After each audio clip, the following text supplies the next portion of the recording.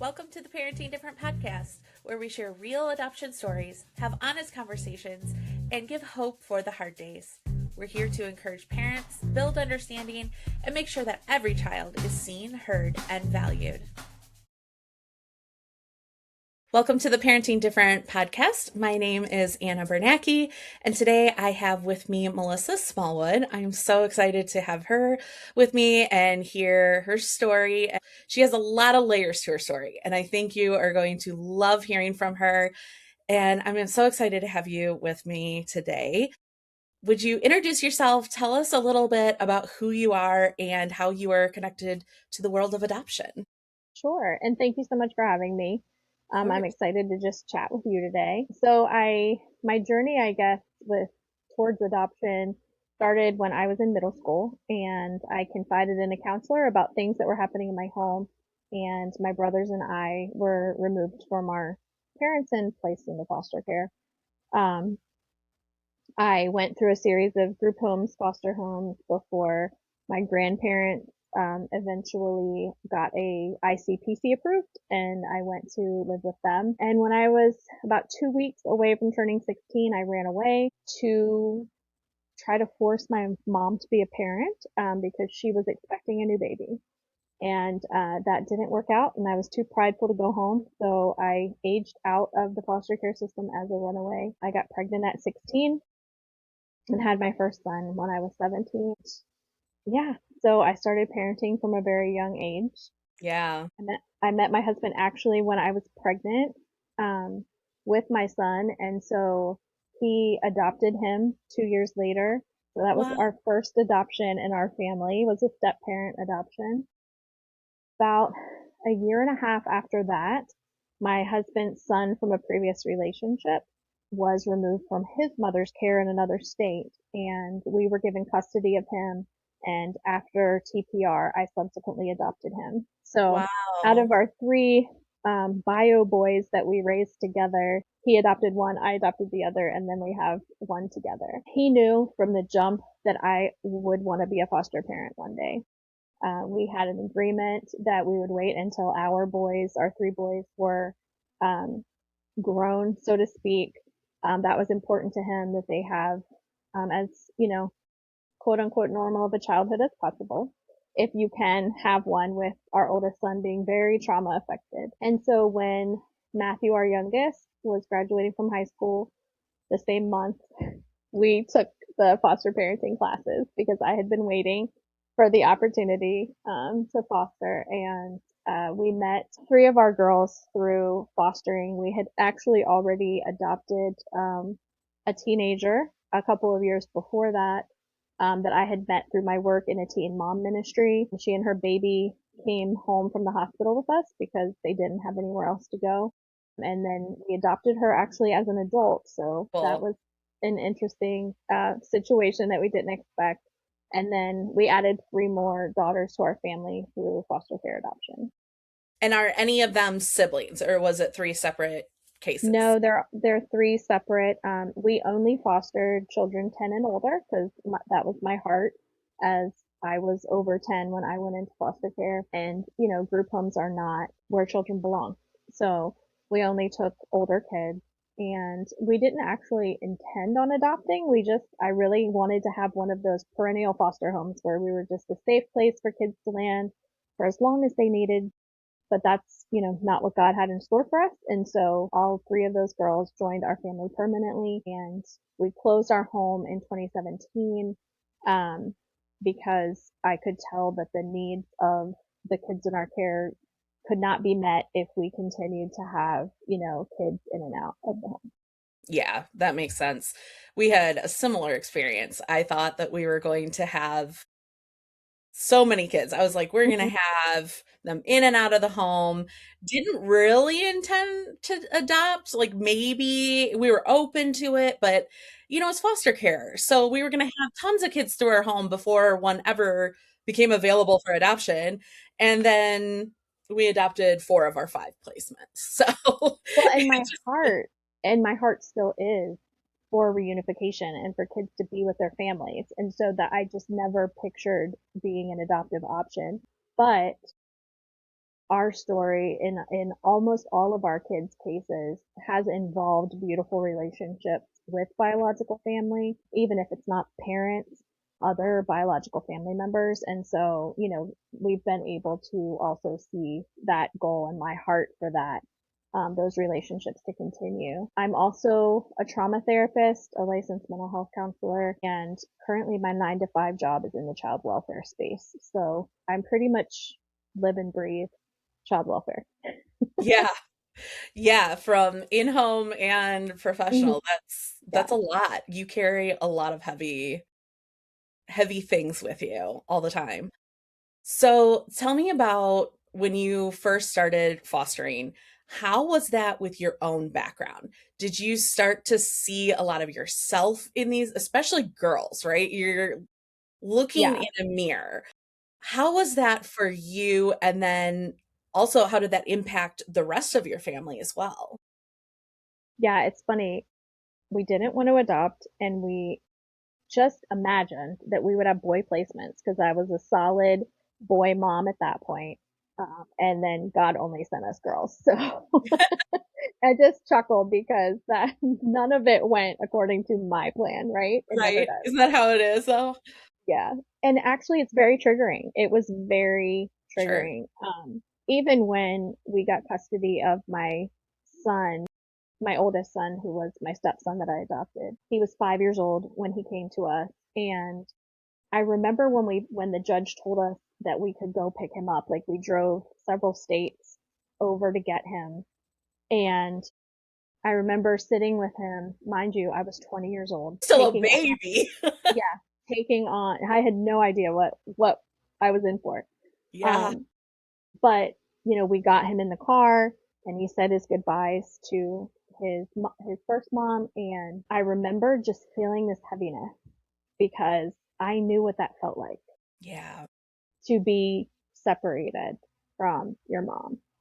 And, um, it was the first time I had really made the connection. Oh, I can relate to him. Maybe I'm the perfect caregiver for him, haha, because I can relate to what he's been through. And the same thing happened. Our first official foster placement was a 10-year-old girl. So I was looking at her and I was thinking to myself, she had just barely turned 10, and I was like, I was a baby. I was a baby. Like, you don't think of yourself as that because I had been caring for my brothers for so long at that point and I had been responsible for so much. I didn't feel like a baby at that age, but I was. And when you see kids that are the age that things happen to you that shouldn't have happened, it can be very triggering. Absolutely. Thankfully, I had already been in therapy, by that point, so I was able to recognize, and I was also in grad school for counseling. So I was able to recognize that I was being triggered and kind of work through it. But it was a very, very triggering experience. I'm sure. And then you're looking at two same ages. And then how was it as you started to add one child effort? What are the age differences? I guess what are the age differences with your kids? So, well, we Well, the younger adopted, ones, I should we say. adopted all kinds of out of birth order. So like I'm sure. our first As adopted one daughter, does. yeah, our first adopted daughter that came to us, with the baby, she's actually our chronologically oldest kid. Okay. Um, and then it's our boys are pretty much boom, boom, boom. And the girls kind of fit into there. So my biological boys were born in 96 and 97. And then two of our adopted girls were 98 and 99. Wow. And then our youngest was born in 2006. So they all, you know, are pretty much in a 10 to 15-year age range. And we have 7 kids total. In ways that was really good as far as sibling relationships developing between our kids who were technically grown, but you know, they're not actually grown just because they Okay. turn Are 18. they ever? And I'm sure we'll talk about that. But and so, relatively chronologically close in age, so relationships developed pretty simply and kind of naturally with the sibling relationships in the family. But at the same time, having so many girls under one roof. Yeah, we still had our youngest son at home. Our oldest daughter lived in an in-law suite in our house with her two little ones. So we had, and my mother-in-law at that time was living with us, recovering Oh, from wow. a hospitalization. Like we had a crazy household life. Like it was chaotic but wonderful. Like I called it blessed chaos. And we had the perfect house for it, thankfully, at that time. But yeah, it was hectic. Yeah, that sounds like it. So I know part of your story, we share a Hmm. piece of the story of a very hard piece of our story is parenting kids with extreme mental illness due to trauma and having to place them in residential treatment facilities. Obviously, we want to protect our kids' stories. I know as an adoptee how that has impacted me as a former foster youth. How how was it going through that like I don't want to call it a process, but like the whole it kind of is a process It of is. getting to the point of realizing that I can't do this safely in my own home for my sake, for the other kids' sake, and for the child's sake as well. And how did you navigate that? How did you get to the point because for me, I had to have I had to be forced. I had to be backed into a corner and forced to do residential. Should have done it much sooner. Hindsight's 2020. But as an adoptee, I was like, absolutely not. Like, I am not giving up on her. And I had to really reframe my mindset of this isn't giving up. This is providing safety for everyone. How did you navigate that? Was it a little different being a therapist? You were able to rationalize it a little bit more or like kind of separate it and be logical about it? Or how was that for you going Well, through we that? first experienced it with my oldest son, and that was way before I was a therapist and really, and it was incredibly hard. It was forced on us. It was a judge making the decision, based on some things that had happened at school. And I fought it with everything I had for a while, but Yeah. ultimately, um, he went, and I felt like I was abandoning him. Yeah. I felt like we were, compounding trauma. And, however, what I learned through that process was that it was necessary because I watched our younger two boys really start to feel safe in our home again. And, they deserved that. And so when we went into fostering, like my husband and I talked through, like, what are our family rules going to be? Do they need to change, from what they were raising our boys? And really, it came down to everyone deserves to be safe. And that's like the primary foundational role of our family. And so when residential became necessary for another one of our kids, more by our choice, and again, it took me a lot to get there. It was again a matter of everybody deserves to be safe. Um, and so when you look at it through that lens, I think that that's an important piece of making the decision because sometimes we feel like we're doing something to that child that has to go to residential. But really, if we can reframe that and understand that we're providing safety for all the other kids and they matter too. Like a lot of times the child going to residential is the child that demands the most attention and time and resources and energy. And we don't even realize until they're out of the home environment, like that 100%. our Yeah. other kids have been neglected in a lot of ways out of necessity. I'm not criticizing us as parents. We're all doing the best that we can, but sometimes it's just what has to happen for the family to return to a place of health. And as long as you are remaining invested in your child that is in the residential treatment facility, I think it can be, we've found it to be with both instances, a path towards wholeness in our relationship with those kids. Um, it's time for parents to do a reset and to refresh and renew before the child re-enters the home. It's a time to build relationships without the distraction of consequences and, unsafe decisions and all those things that were like sucking the life out of the relationship with that kiddo when they were in the home. Um, and it's an opportunity to show them how committed we are. And that sounds crazy because of the way it makes you feel to make that decision. But we showed up for them time and time, every family session, every family weekend, all the phone calls that we were allowed, writing letters and exchanging cards, things like that. Like we were there. And I think it's actually healthy for our kids to see. Not all families are like that. In both the residential placements Yeah, that my kids were in, we were the exception, not the rule, showing up to everything that we were allowed to show up at. And that sent a message to our yes, children that we are in this. We are for you. We are all on the same team. And while you can't be home right now, we haven't gone anywhere. And I think as right, long as that is communicated frequently and genuinely, I think that there's not the potential for the damage to the relationship that you're so scared when you have to make that choice that, there's going to be that damage. Um, sure. our one daughter that ended up in that setting, she would end up reading the letters I sent her at meals with her friends Oh, wow. because they hadn't gotten mail.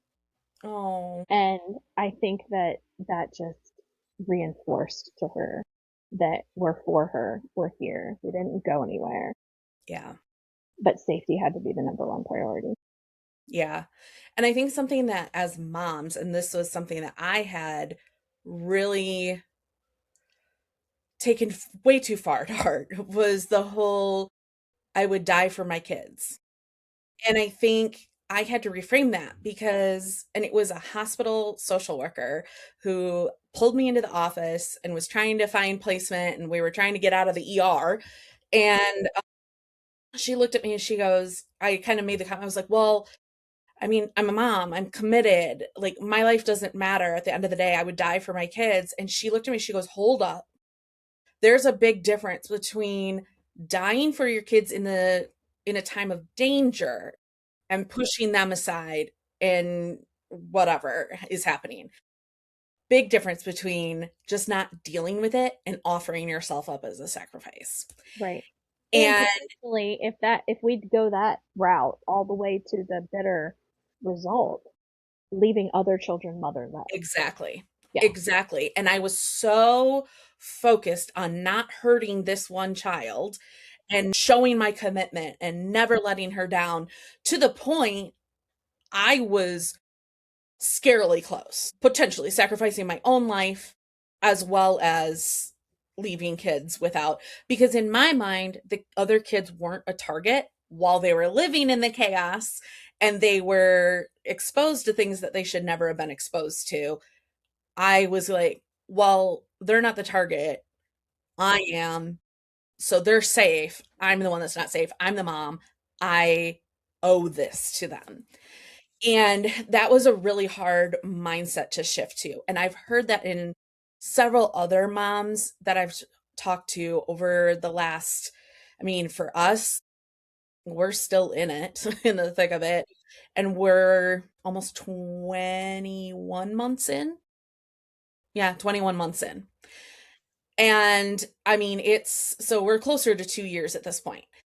So it's, I mean, it's a lot. And it's, It is. but I keep hearing that over and over from other moms of saying, well, I need to sacrifice myself. I need to, I would die for my kids. And it's like, whoa, like that mindset also and that shift also just freed me because then it wasn't my responsibility to fix everything. Which, because it's not. Right. That's not our job as parents to any of our children. We are not their savior. We're not their fixer. We're not their healer. We're a part of their journey and an important part. By no means am I minimizing that, but we're not responsible for the outcome. Right. Right. And that was a huge shift I had to make because I felt like a failure as a parent. that residential was on the table both times. And we do our kids a disservice when we make it our fault or our responsibility, because ultimately their healing can only ever happen at their own hands, in their own relationship with professionals, in their own relationship with God. That's the only way it's going to happen. Yeah. Yeah. And I think just this week, actually, we finally had, again, we're 21 months into this. And just this week, for the first time, the light bulb went off and she was like, "You're still here and you still show up. Mm-hmm. Why?" And we were like, "Oh my gosh, this is like some of it." We're kind of going, "Really? Now we're having this conversation? Like, how have you not gotten this before?" But truly, it takes so much time too, and you expect them to get it after, a couple months of continually showing up. And it took her this long, and I kinda sat there, I was like, "Oh my gosh, where did I go wrong that Well, she's just picking up on this now?" think about how long, I don't know about you, but I would assume, and you can correct me if I'm wrong, but think about how long it took for us to come as far as we have in our own healing journey, Very true. right? Yes. Like that did Yeah. not happen when I was Right. 16, 17, 20, 25. Absolutely. Like I You're right. didn't really invest in my own healing journey until I was 30, and it came after like a near death health event. Like it required this catalyst of, whoa, why am Yeah. I here? Like existential questions for me to be like, I really need to work on this part of me that is so wounded. Yeah. Yeah, for sure, and I think with kids, their brains are not fully developed, which No, is half the reason we're there in the first place. correct. And also, they are a lot of times, I mean, as parents, we have to make these decisions for them. So Hmm. we are putting them into a place where they have access to all this healing, but they don't want to be there. So Right. they're not taking advantage of it. Yep. So even where you and I would be like, all right, we're all in on our healing now, they're not. They're No. playing victims. They're Right. sitting there going, my parents left me here, and feeling jaded by it and have no interest in healing. So that's another thing too, is it's going to take longer because they don't really want it and they don't Right. And think that they need if they're in a good trauma informed program, they will get there. You know, they will let them have that time of, oh, poor me, and all those things as a vehicle to getting them pointed towards healing. And that's why, it's important where we choose to send them and things like that. it. For sure. But Yeah. these conversations are crucial because the difference between when our son was in residential 20 something years ago compared to, a more recent event, I was so isolated in that back Yeah. then because we were embarrassed to tell people because we thought it made us look like bad parents, and Right. you want to protect your kid's story and all these things. And now that we're having these conversations, we're not revealing anything about our Right. kids' stories. We're not talking about the specifics, but the connection to know, hey, you are not the only parent going through this. You're not. Even parents that don't have adopted children go through this with their Right. kids sometimes. Exactly. Like adolescence is a really difficult period of development. It And if is. you have anything extra going on, including and especially developmental trauma, it's going to Yes. be an even harder time. And sometimes we as parents can't get through that period of time on our own, particularly if there's other kids in the home that are put at risk by what's going on with that child. Right. And I think while yes, there are conversations starting to happen and it is more open now, there still is a lot of shame. And I think it's more open with other adoptive parents and foster parents, I think in that world. But when you go to school or a church function and you say, like for me, I have 4 kids, but you only see 3, but I have 4 kids, and they, well, where's the other one? Yeah, Oh, you get that look of like, me well, too. what's your problem? And so the society still shames us on that. And it is hard to navigate. But I also have gotten to the point I'm like, you know what? This is a part of my story, and I don't have it wrapped up in a pretty bow. Like Right. there is no pretty bow at the end of my story. I don't know how it will end. I Mhm. don't know. Is she going to age out there? I don't know. I truly don't know. Is she going to get it together and be home in 6 months? I don't know. Right. At Because this it's point, I not just up don't. to me, right? Right, Like at this right. point, it's up to them and how they, how they choose to view their situation and what they choose to do with their circumstances. Our behavior and the way we respond to them in this situation is the only thing that we have control over. Yes. And it's been hard. There have been times, and I have found with my own struggles, like I struggle with abandonment. And I realized that part of the reason I was struggling so much with my relationship with her was that I subconsciously was viewing her going, not so much her going, but then her refusing to work the program and get back home. And I was viewing that as rejection and Right. Not abandonment. choosing you. Right. Yeah. And because she's not choosing me, she's not choosing our family. We've worked so hard for her and want her to feel a part of the family. Now she's not choosing us. And that it was something that I had to work through then. It's like, whoa, I'm putting things on her that is not fair. It's not Right. That's my own trauma that I have to work through. And so it's so important to continue to work through our own stuff because we all It have, is. It's whether critical. we were former foster youth or adoptees or Right. whatever we are, we all Right. have stuff. And it's so important to continue to work and heal so we don't put that on them while they're gone. So, how long were your kids in residential for? Um, our son was in residential for 5 years. Wow. He graduated a residential program, like high school in a residential program, and then came home. That was not ideal, and again was court ordered. It wasn't like we didn't Okay. have Yeah, a choice over that time frame. that makes sense. And our daughter was 16 months, a Okay. 15 or 16-month program. Yeah. I think a lot of times people also, when they do, maybe they think they're familiar with it, they're thinking rehab and it's like 30, 90 days. And so you go several months and they're like, well, why aren't they back home? Well, this isn't rehab. This Right. isn't like, Right. it's very, very different. This is mental health. And there's no, like, Yeah. you can't just, And we were fortunate to have the financial means for that program. The court ordered one we didn't have to pay for. I feel for parents who are in the position of being insurance dictated, and then those stays are shorter and not as helpful ultimately, because of the shorter duration. Like it takes kids time, a lot of time, to get through that, victim mentality and get through the multiple layers of things before they can actually work on the issue that had them there. And unfortunately, a lot of those insurance dictated programs, the child doesn't have the time because people are thinking, well, it doesn't even work. Well, no, it doesn't at that duration because right. No, it these doesn't. kids need way more time to get to the root of the problem, which Yeah. is trauma and attachment. Yes.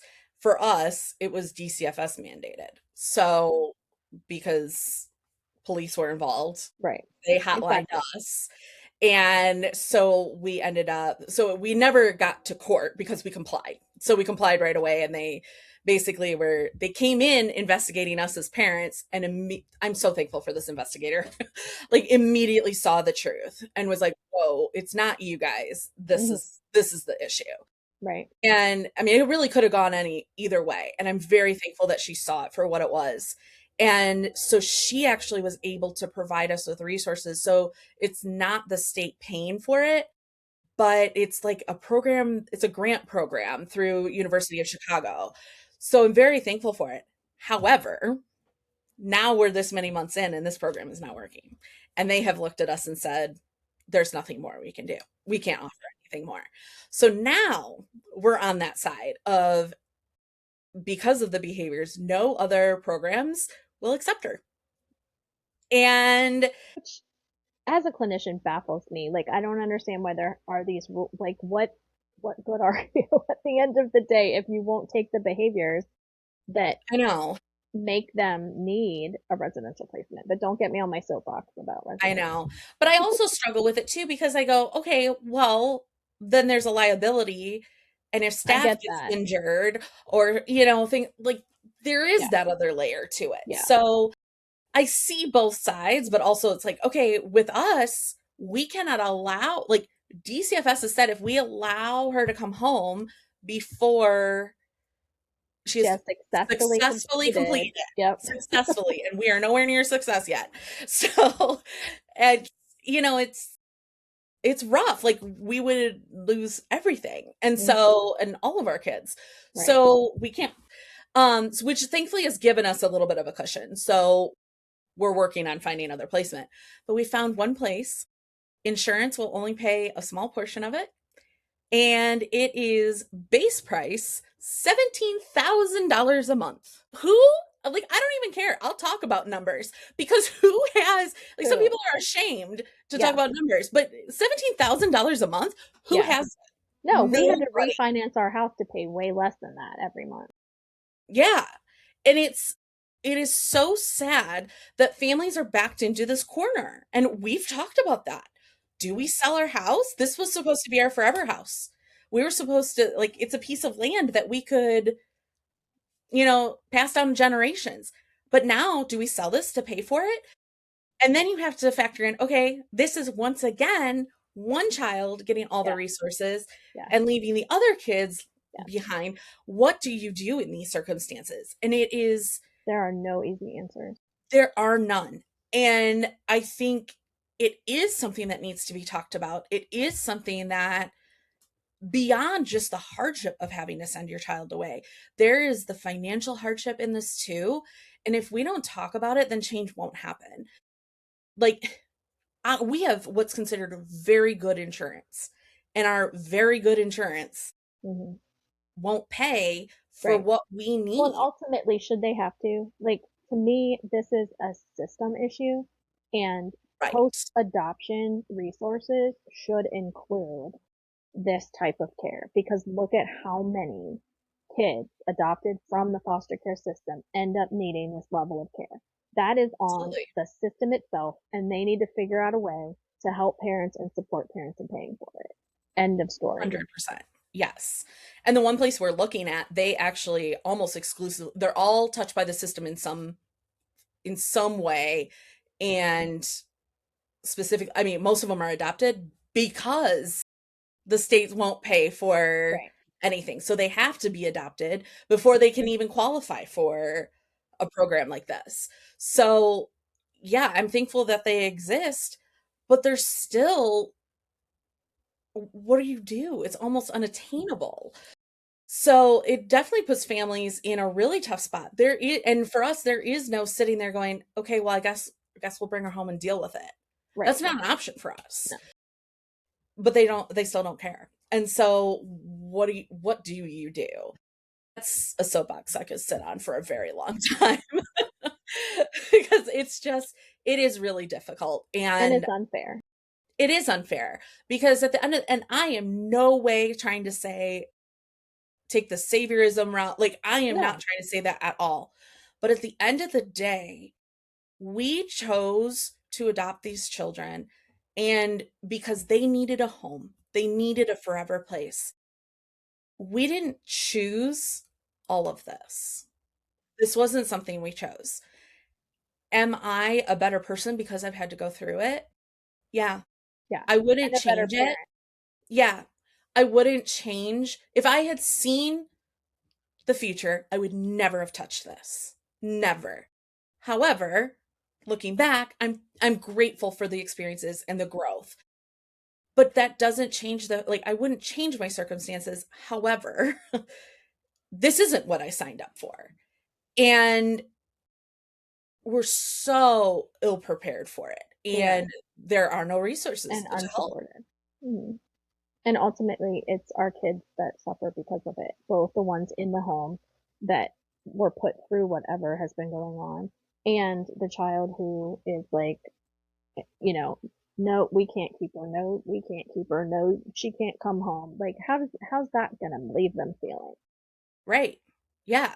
And as we've been looking for other placement, I've gotten to see some of the files that and like the clinical stuff, and I'm like, whoa, this is rough. Like I know, but when you see it written in those clinical terms, like they're human, and so no wonder other places are saying no because you read these notes and it's like that, but that's my little girl.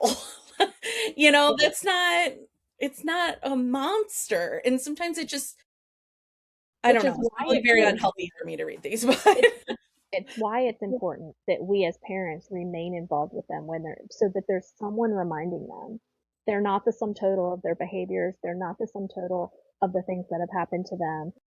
They're creative and they're smart yes, and they have love to give, they just don't know how to give it. And someone reminding them all of the good things about our kids because they're still in there even when their behaviors are, amplified and speaking over it. They need us involved so that we can remind these teens that this is a human and we have goals. I remember the social workers telling us when my son was in residential, he's basically going to grow up to be a sociopath. And I was like, no, he's not. Like, do you even know him? yeah, And to see him now and the wonderful husband and father that he is, it still makes me just as mad as it did that day that you would speak that over my child because of behaviors that he was, exhibiting in this setting. Like, yeah. how dare you?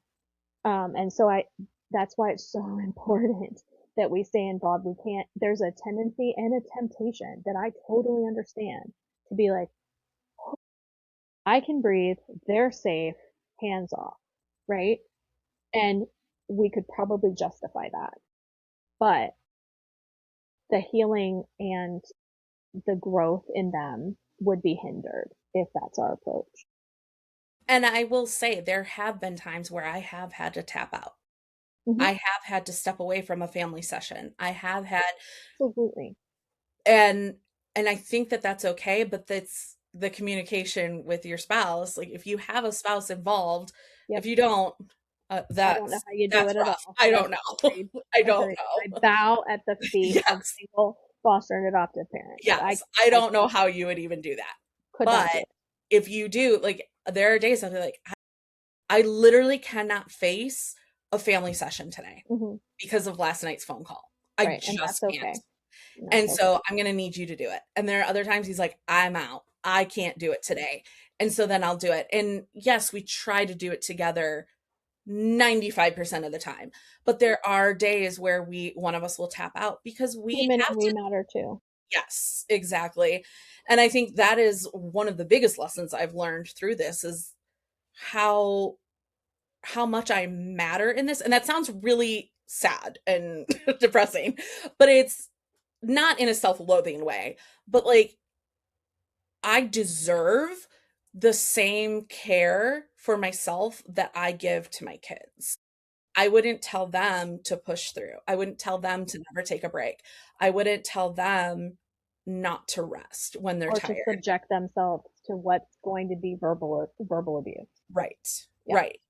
And so treating myself with that same kindness and that I am worth that same kindness. Just because I'm a parent doesn't mean I'm not human. And I am worth that same kindness. And that has transformed Hmm. how I can handle these situations.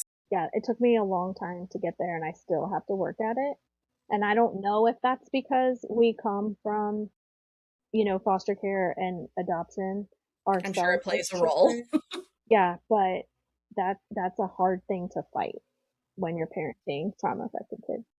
Absolutely. So then I went to one of your workshops a couple years ago, and it really transformed how I parent teens. I love that.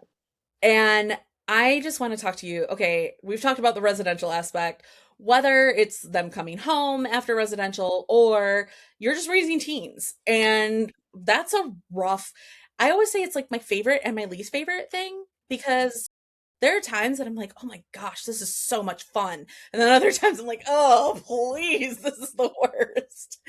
So, Yeah, it's like the best and the worst it is. sometimes. And they get such a bad rap. Teens really do, but they can be so much fun. But how do we prepare them for adulthood? And especially with a trauma background, a lot of times developmentally, they are not their biological age. They are younger. How do we how do we parent in a way that allows them the autonomy of their age and growing older and also protects them from maybe some of their not so wise decision making? Yeah, I think there's two things.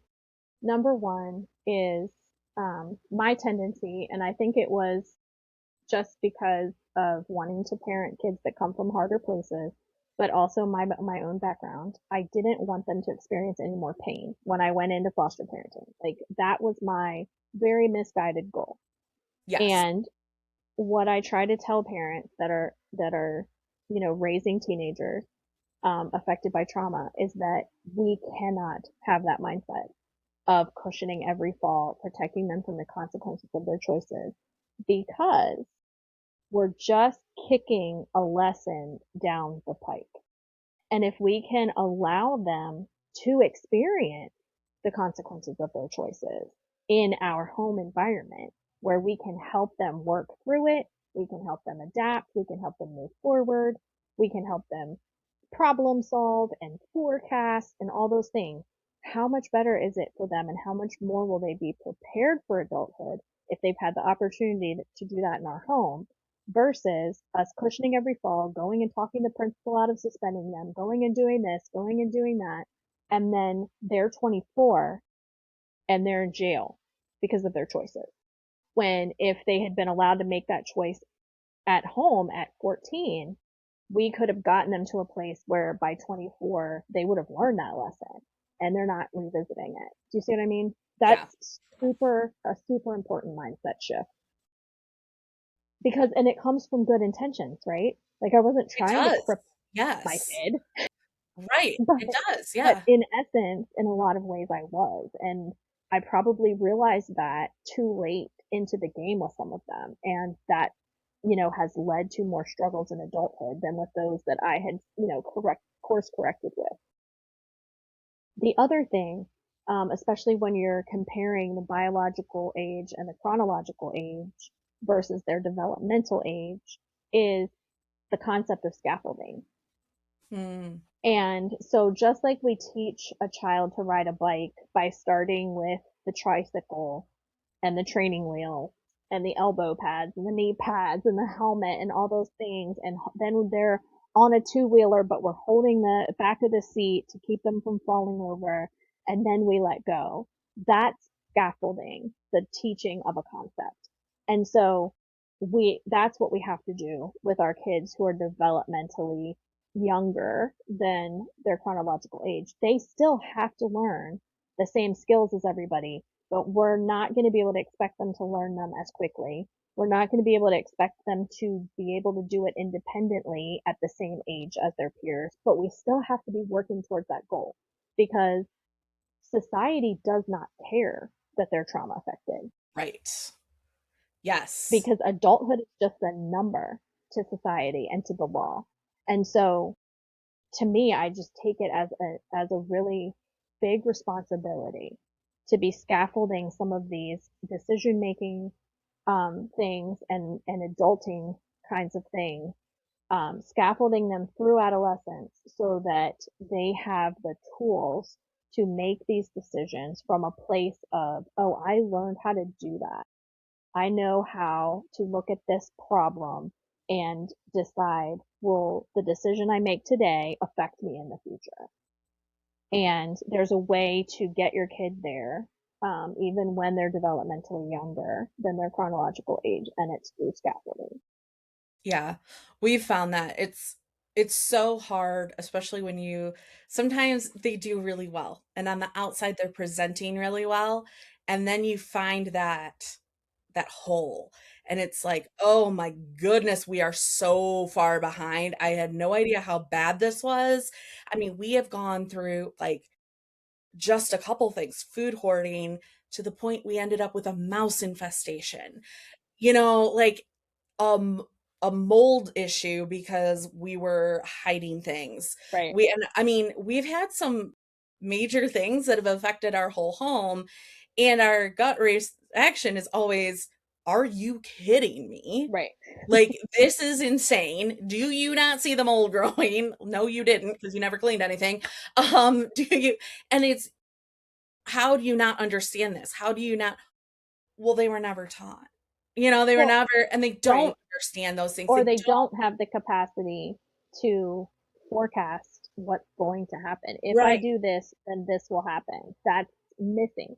And so, with a trauma affected kid, applying for a job has to be scaffolded. You can't just say, go on Indeed and apply for a job. It's time for you to be working.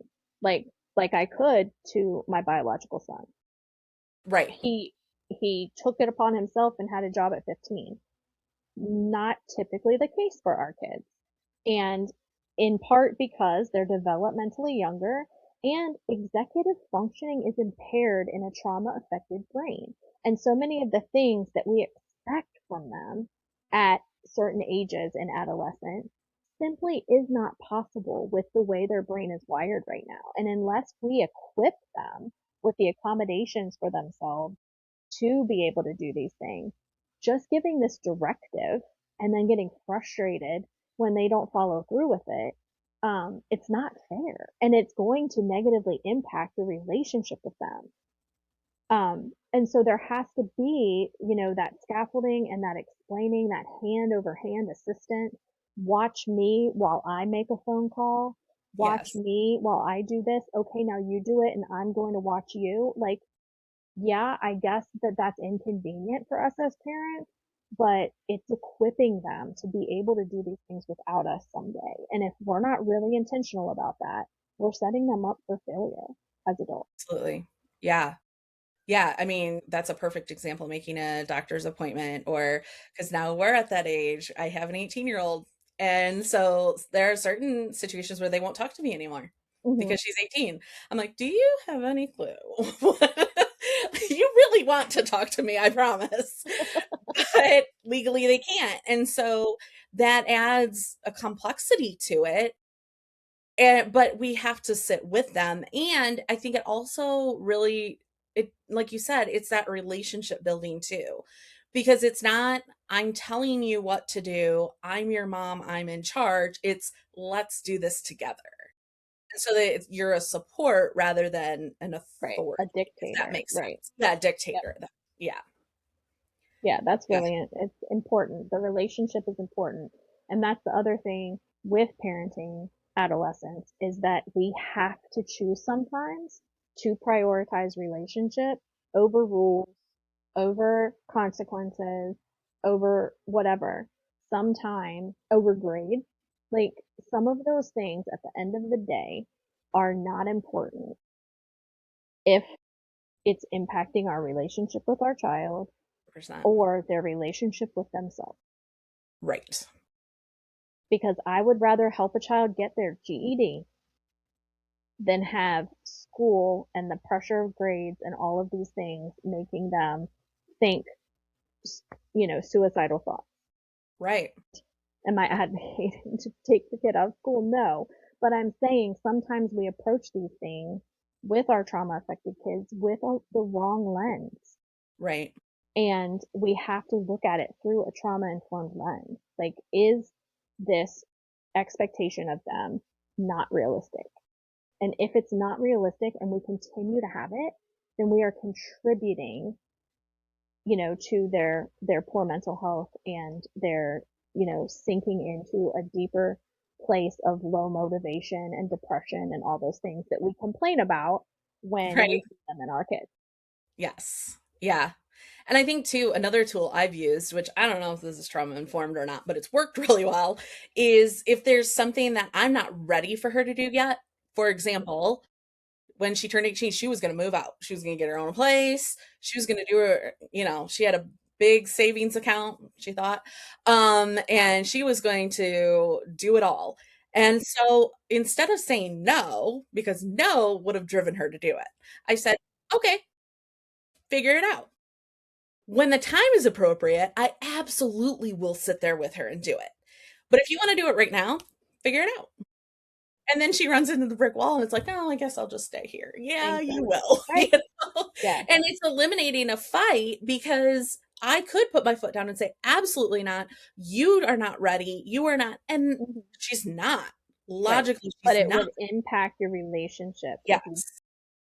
And so sometimes you have to just say, okay, and see what they can do good with luck it. with that. And Yeah. yeah. And the reality is she won't be able to. They'll come to the And same conclusion that you were going to try to shove yes, down their throat. right. Yeah. So that's been a recent example. I'll tell you Yeah. what, having It's an important though. 18-year-old, they turn 18 and they think that they can do everything and that is I was I unprepared for that. every stage gets harder instead of easier. Um, Yes. and until you hit the sweet spot of actual brain development adulthood. Right. That's awesome. I love that stage. And I'm there with some of them. But I'm gonna be waiting a while. that young adulthood is painful because we truly have zero control. So we Right. have to completely revamp if we weren't already parenting in a trauma informed way. If you want to maintain a relationship, if you want to help be a voice that steers them in the right direction, you have to be focused on the relationship first.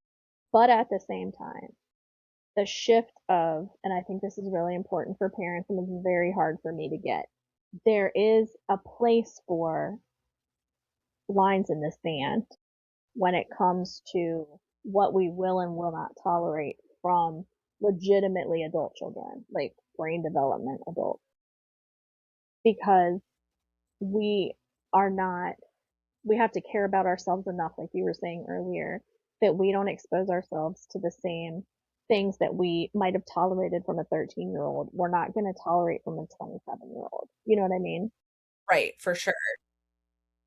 That's hard. It's really hard sometimes to set those boundaries. But it's necessary because again, if we didn't do that and we just let them treat us however, whenever from, their grad diagnosis or whatever the case may be, we're not helping them be become adults who are going to be successful. You Right. can't go into a job and talk to your boss like that. You can't Right. talk to your partner like that or they're going to leave you, right? And so we have to model acceptable behavior. And when we know the difference if we're honest with ourselves between when our kid doesn't have control over that as a 14, 15, 16-year old and needs to work through that to an adult making a choice not to work on themselves. Like there came a point in my life where I had to decide that I wasn't going to continue to let trauma drive the bus. And our kids have to come to that, place for themselves as well. And sometimes if they're choosing not to, then for our own mental health, for our own spiritual health, for our own sanity, we have to take a step back. Yeah. And that's been really hard too. Yeah, So sure.